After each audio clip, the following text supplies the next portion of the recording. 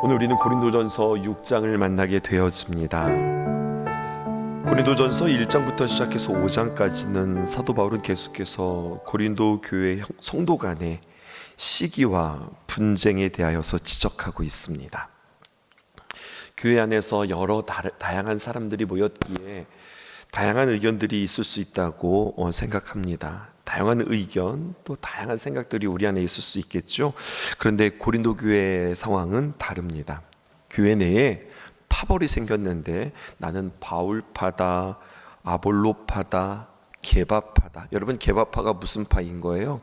베드로파다라고 하는 식으로 그냥 단순히 편을 나누는 것에서 그치지 않고, 어제 본문이었죠. 고린도전서 5장에는 이 파벌의 문제가 음행의 문제로 확산되었습니다. 내용은 이런 겁니다. 아버지의 여자를 범하는 그런 말도 안 되는 음행이 교회 안에서 일어났는데, 문제는 그것을 다 눈 감아주고 덮어주는 겁니다. 그 이유는 사랑과 긍휼이 아닙니다. 그런 일을 하는 사람이 고린도 교회의 실세였습니다. 유력자였다고요. 그 힘 있는 사람을 내 쪽으로 끌어오기 위하여서, 그 사람을 내 편으로 만들기 위해서 죄인 것을 알매도 심지어 그의 죄악을 눈 감아주는 상황이 고린도 교회에 벌어졌습니다. 말씀대로 내가 그 힘 있는 사람의 죄악을 비난하면 나는 그 힘 있는 사람의 적이 되고, 그러면 당연히 나와 또 내가 속한 무리, 내가 속한 파벌에 이득이 없어지니 죄임에도 불구하고 함구하고, 심지어 죄를 지은 사람을 눈 감아주고 그 사람 편이 되어주고, 혹은 그 사람을 내 편에 끌어들이는 것으로 인하여서 어떤 힘을 만들려고 하는 것이 고린도 교회 안에 있었던 겁니다. 그러니까 이게 얼마나 무서운 일이에요. 그 안에 진리는 사라지고, 사랑도, 희생도, 겸손도 사라지고, 교회 공동체 안에 악한 패거리가 만들어지기 시작하는 겁니다. 그러니까 우리 편이냐 남의 편이냐, 네 편이냐 내 편이냐, 이것을 따지게 되어지는 거죠. 그리고 이러한 분쟁 때문에 편이 나누어지자 오늘 본문으로 이어지는 겁니다. 고린도전서 6장은 이제 음행을 넘어서 소송의 문제로 나아가게 되어지는 겁니다. 고소와 고발이 난무하는 그러한 교회가 되었다는 거예요. 고린도 교회가 왜 그랬는지, 무엇이 문제였고 어떻게 해결해야 할 것인지, 특별히 요즘 우리 한국 사회에도 여러 가지 많은 시끄러운 이슈들과 또 기도 제목들이 있는데요, 그것까지 우리는 함께 살펴보면서 하나님은 이 교회를 향하여, 또 우리 자신을 위하여서, 또 대한민국을 위하여서 뭐라고 말씀하시는지 오늘 본문을 통하여서 함께 귀 기울이고 함께 기도하는 저와 여러분들 되었으면 좋겠습니다. 1절에 있는 말씀입니다. 우리 함께 읽어보실게요. 시작. 너희 중에 누가 다른 이와 더불어 다툼이 있는데 구태여 불의한 자들 앞에서 고발하고 성도 앞에서 하지 아니하느냐? 너희 중에 누가 다른 이와 더불어 다툼이 있느냐? 다툼이 있다고 하십시다. 성도와 성도 사이에 우리가 온전한 사람들 아니니까 다툼이 있을 수 있죠. 의견 차가 있을 수 있죠. 그럴 수 있습니다. 그런데 그것 자체가 문제가 아닙니다. 문제는 그 문제를 가지고 불의한 자들 앞에 나아가서 고발한다, 이게 문제가 되어지는 거예요. 우리 한 가지 다시 한번 확인하고 그리고 정의하고 넘어가 볼까요? 성경에서 의라고 하는 게 있죠. 성경에서는 한자로 이것을 옳을 의자를 쓰게 되어지는데요, 이 의롭다라고 하는 것은 옳다, 그르다, 착하다, 나쁘다라고 하는 식의 도덕적 개념이 아닌 겁니다. 의를 뭐라고 우리는 정의했었죠? 기억나세요? 의란 무엇이냐? 우리가 어떤 행실로 인하여서 옳다 그르다를 말하는 것이 아니라 이것은 자세요, 위치라 하였습니다. 성경에서 말하는 의란 무엇이냐면, 내가 하나님 앞에 서는 것, 하나님 앞에 정직히 서는 것, 하나님을 나의 구주, 나의 아버지로 고백하는 것, 그 하나님의 시선 앞에 있는 것, in front of God, 하나님 앞에 서 있다, 하나님 시선 앞에 있다, 이것이 바로 의라고 그랬습니다. 그러니까 결국 성경에서 말하는 의롭다 혹은 의롭지 않다라고 하는 것은 내가 하나님을 아느냐 하나님을 알지 못하느냐, 하나님의 시선을 내가 의식하면서 살아가느냐 아니면 하나님의 시선을 내가 무시하면서 살아가느냐, 이 문제라고 하는 거예요. 의로운 자들은 하나님을 알고 하나님의 시선 앞에 있는 사람들이고, 코람데오 여러분들 잘 아시죠? 불의한 사람들은 하나님을 모르고 아니면 하나님의 시선과 상관없이 살아가는 사람들, 신앙 밖에 있는 사람들, 이런 사람들이 불의한 사람들이라는 거예요. 이제 정의했으니 다시 한번 성경 본문으로 돌아볼까요? 제가 색깔로 문장을 표현했습니다. 너희 중에 누가 다른 이와 더불어 다툼이 있는데, 성도들 간에 다툼이 있었다고요. 그런데 구태여 불의한 자들 앞에서 고발하고 성도 앞에서 하지 아니하냐? 지금 사도 바울이 이걸 이야기하고 있는 거예요. 성도 앞에서 하는 것이 성경이 말해주고 있는 문제 해결의 원리예요. 성경은 성도 안에서, 성도 앞에서 성도들의 문제를 해결해라, 이렇게 이야기합니다. 이미 예수님께서 복음서를 통하여서 마태복음 18장 15절에 보면 예수님께서 어떻게 문제를 해결해야 할지 우리들에게 말씀하고 있습니다. 마태복음 18장 15절에 있는 말씀입니다. 내 형제가 죄를 범하거든 가서 너와 그 사람만 상대하여 권고하라. 1대1이에요. 사람들 앞에서 하는 게 아니라 개인적으로 가서 그에게 하나님의 뜻은 이런 거다, 당신 그러면 안 된다고 권고하라는 거예요. 만일 들으면 내가 내 형제를 얻은 것이요, 그래서 들으면 정말로 그 형제 우리가 다시 얻게 되어진 거죠. 그런데 말입니다, 1대1로 만나서 권고했는데 그 사람이 듣고 회개하면 얼마나 좋을까요? 그런데 그렇게 안 하는 경우들이 있습니다. 그러면 어떻게 할까요? 16절입니다. 만일 듣지 않거든 그러면 어떻게 합니까? 우르르 몰려가는 게 아니라 한두 사람을 데리고, 이게 바로 증인 숫자죠. 한 사람을 데리거나 혹은 두 사람을 데리고, 나까지 포함해서 몇 명? 3명 가서 두세 증인의 입으로 말마다 확증하게 해라. 함께 가서 믿음의 사람들과 같이 가서 권하라고 하는 거죠. 여기서 들으면 얼마나 좋아요? 그런데 여기서도 듣지 않아요. 그러면 어떻게 해야 되는 거예요? 17절입니다. 만일 그들의 말도 듣지 않거든 어떻게 하는 거예요? 이제는 교회에 말하는 겁니다. 성도들 앞에 세우는 겁니다. 그런데 교회의 말도 듣지 않거든 이방인과 세리와 같이 여겨라. 교회에서 치리해라, 이렇게 이야기하는 거죠. 그렇게도 듣지 않으면 세리와 이방인과 같이 출교시키는 겁니다. 이것이 교회 안에서 성도 앞에서 해결하는 방식이라고 주님께서 우리에게 가르쳐 주셨어요. 그러니까 몇 번이고 권고하고 기회를 주고 주님 안에서, 말씀 안에서, 성도 안에서 이 문제를 해결하라고 하는 거죠. 그런데요, 예수님께서 분명히 분쟁을 이렇게 해결하라고 가르쳐 줬음에도 불구하고 고린도 교회 교인들은 왜 불의한 자 앞에서 나가 서로를 고발했을까요? 이유는 교회 안에 이미 분파가 형성되었기 때문에 그렇습니다. 파벌이 생기고 자기들끼리 모이는 그룹들이 생겨요. 그러면 사람들은 더 이상 진리, 정의, 성경, 하나님의 뜻, 이것으로 판단하지 않게 되었습니다. 말씀의 원칙보다는 누구 편인가, 상대편인가, 우리 편인가, 이 판단의 기준이 되어지는 거예요. 우리 편이 있으면 잘못이 있어도 감싸고, 상대편이면 작은 허물도 크게 부각시키며 정죄하고, 우리 편이 되어지면 우리가 좀 더 실세가 되느냐, 기득권을 잡느냐, 우리가 저 사람을 뺏기면 뭐가 나빠지냐, 이러한 손익과 이익과 불이익에 대하여서 따지게 되어진다고 하는 거죠.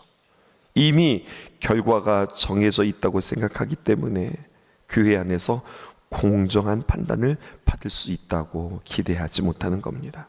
그래서 성도들 앞에서 해결하지 않고 세상 법정으로 나가는 거죠. 오늘 우리에게도 동일한 교훈이 있습니다.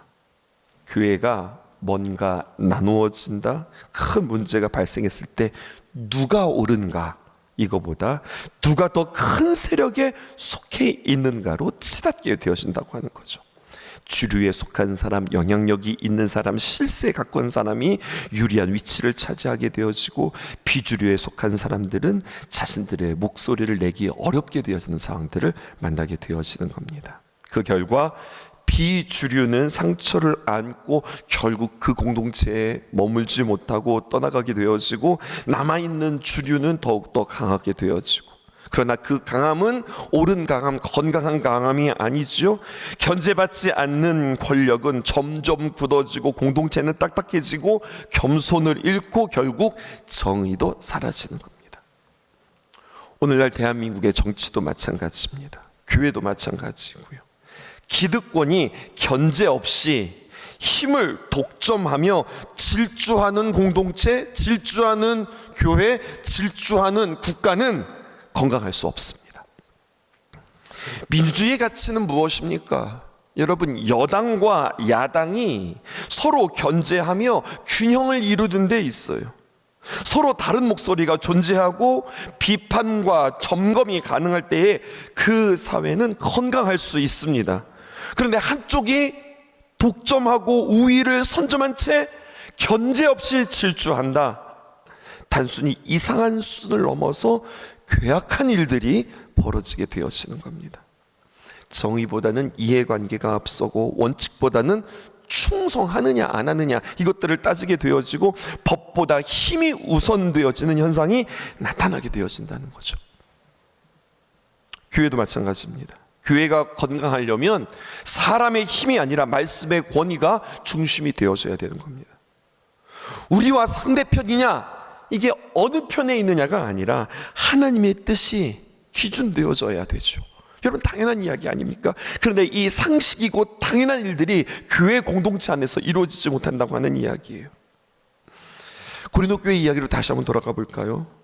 이런 재판에서 우리 편이 이긴다고 가정해 보십시다. 우리 편이 더 힘을 더 많이 갖고 상대방을 이기게 되었을 때, 여러분, 그래서 교회에 어떤 유익이 있을까요? 우리 편이 이겼다고요. 곳에서 우리가 이겼다고요. 이고지는 문제가 아니라 교회가 더 불의하게 되어지고, 더 하나님의 뜻 앞에 서는 것이 아니라 사람의 방법들을 추구하게 되어지고, 죄로 가득하게 되어서 결국 망하게 되어지는 겁니다. 사탄은 이것을 바라는 거예요. 6장 7절을 보십시다. 너희가 피차 고발함으로 너희 가운데 뚜렷한 허물이 있나니 차라리 불의를 당하는 것이 낫지 아니하며 차라리 속는 것이 낫지 아니하냐. 사도 바울이 이야기하죠. 피차 고발함으로 이미 허물이 있다고 하십시다. 무슨 말이에요? 승자가 없는 거예요.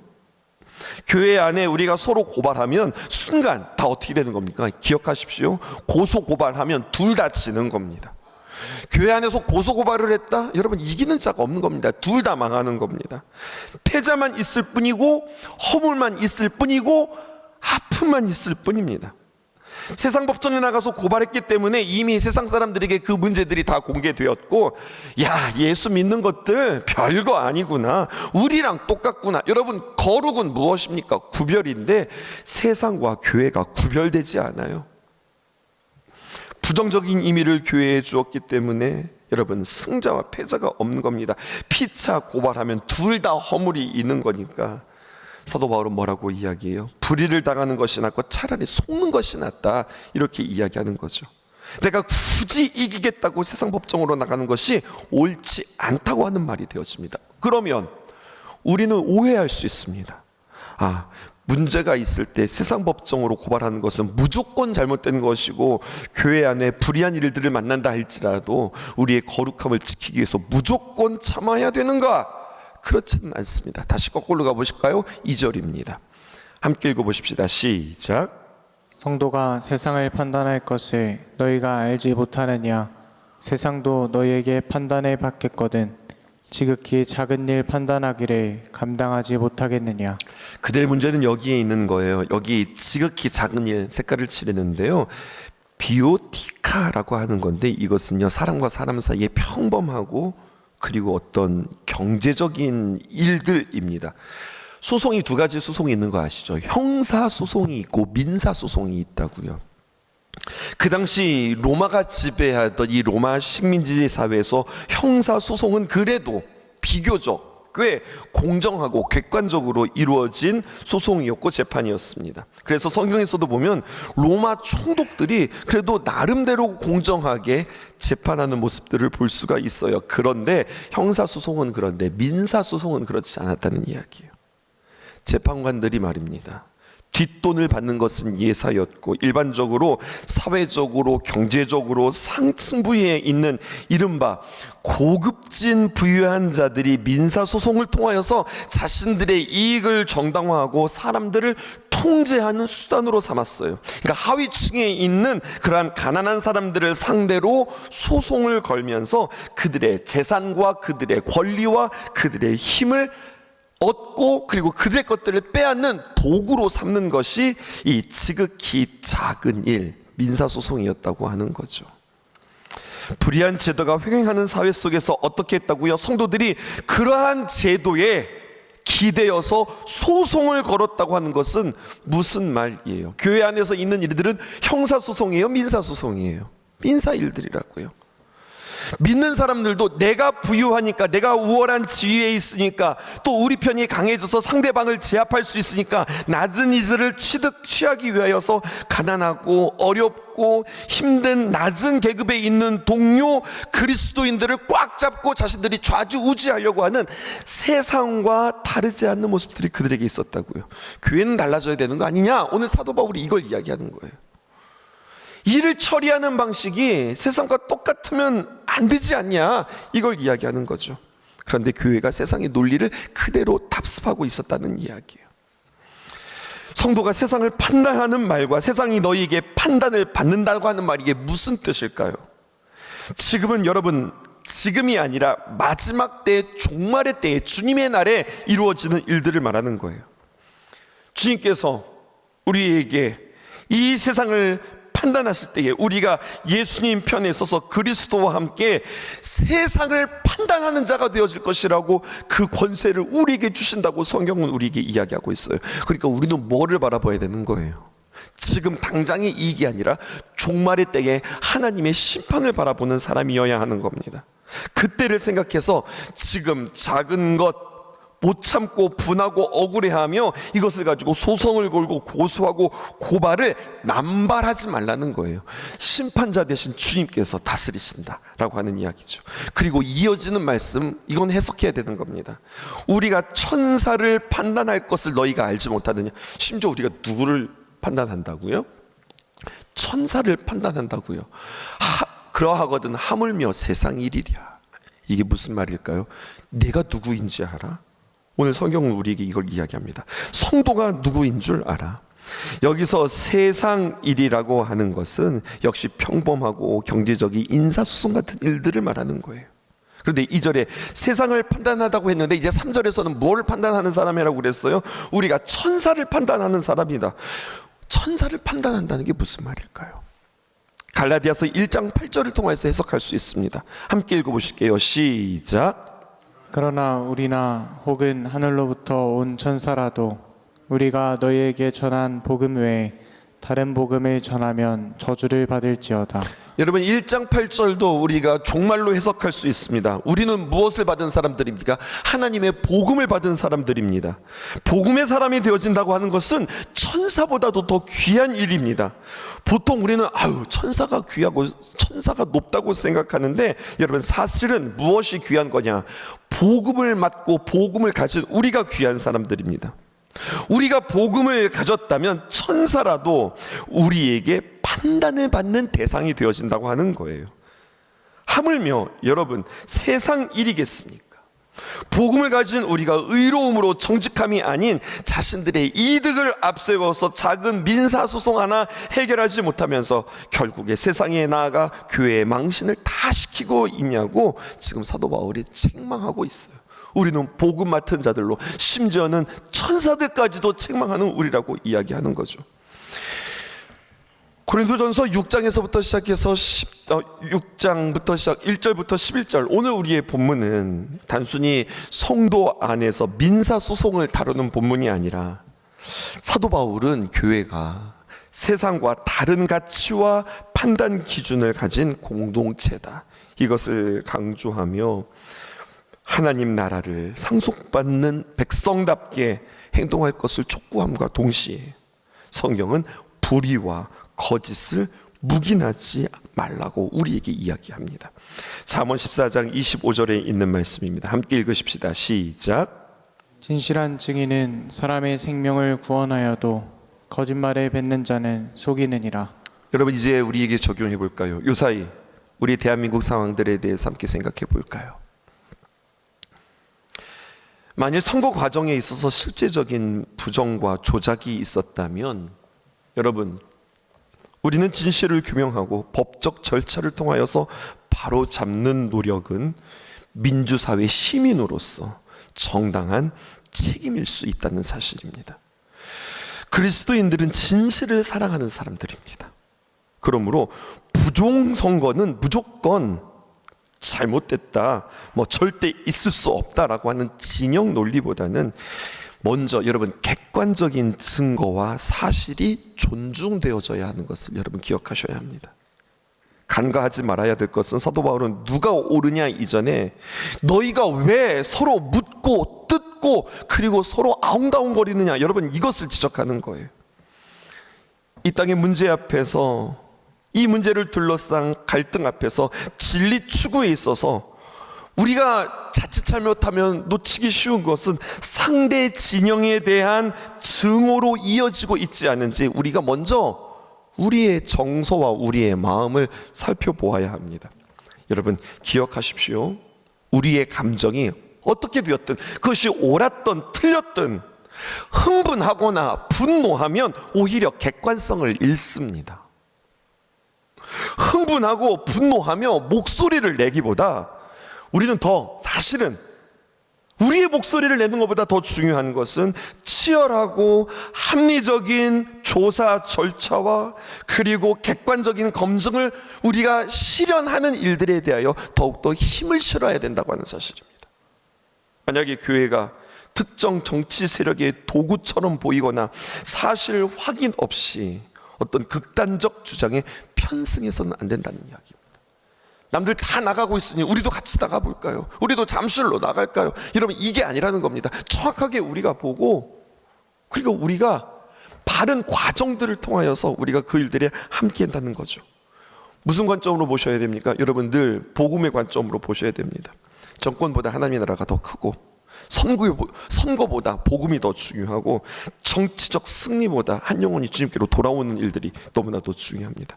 그러기에 여러분 다시 한번 우리는 이것들을 치밀하게 살펴보고 어떤 과정들을 함께 진행해야 될지를 우리는 더 객관적으로 고민해 보셔야 합니다. 오늘 그래서 여러분들과 함께 나라를 위하여서 간절히 간구하며 기도하는 귀한 이 아침이었으면 좋겠습니다. 디모데전서 2장 1절에서 2절에 있는 말씀이요, 그러므로 내가 첫째로 권하노니 모든 사람을 위하여 간구와 기도와 도고와 감사를 하되, 2절 말씀입니다. 함께 읽어보실까요? 시작. 임금들과 높은 지위에 있는 모든 사람을 위하여 하라. 이는 우리가 모든 경건과 단정함으로 고요하고 평안한 생활을 하려 함이라. 우리 예수 믿는 사람들은 이 땅을 위하여서 우리가 그동안 얼마나 기도해 왔는지 모릅니다. 시간 우리가 함께 나라 민족을 위하여 우리 기도 속회만 하더라도 매 모일 때마다 우리가 기도해 왔던 그러한 시간들이 있습니다. 그러니 지금 우리에게 벌어지는 이 일들은 그냥 갑작스럽게 일어난 일들이 아니라 이 일 또한 하나님의 놀라운 계획 속에 있다고 우리는 고백하실 수 있으셔야 합니다. 여러 가지 많은 논란 속에서 그리스도인들은 진리를 사랑하되 증오에 빠지지 않고 정의를 추구하되 분열을 조장하지 않으며 각자의 삶 속에서 세상의 논리를 넘어서 하나님의 나라를 드러내는 일들을 위하여 우리는 기도하고 더 섬세하게 먼저 어떤 흥분과 감정들을 낮추고 객관적으로 볼 수 있는 시선을 달라고 우리는 주님 앞에 기도하셔야 되겠습니다. 함께 기도하십시다.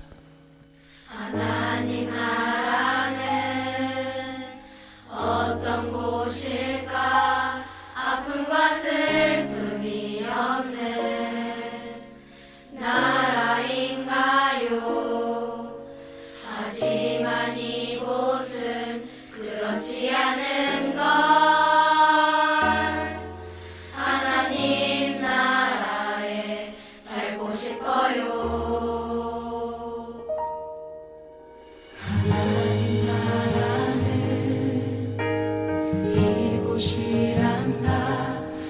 여전히 아프고 슬픈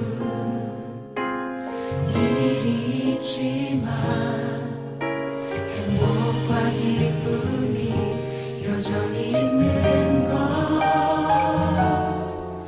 우리가 하늘과 땅의 통로야 이 땅에서 하늘 뜻을 품고 사는 자들 믿음으로 하늘 뜻을 보여주는 자들 보내어진 자리에서 동참하는 자들 믿음으로 주님 보기 소망하는 자들